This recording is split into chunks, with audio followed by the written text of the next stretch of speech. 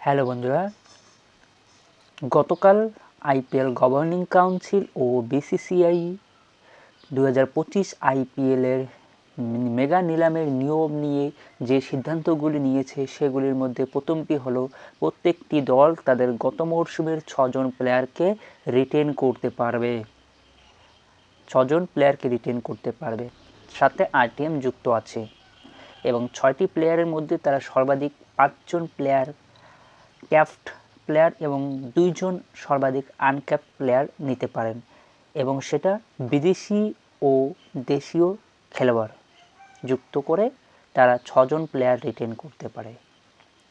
এবং খেলার পার্স এবছর 120 করোড় টাকা করা হয়েছে এবং প্লেয়ারদের জন্য একটা সুখবর, তারা প্রত্যেক ম্যাচে তাদের যে নিলামের টাকা বাদেও তারা 7,50,000 টাকা করে ম্যাচ ফি পাবে। পার ম্যাচ 7,50,000 টাকা করে পাবে।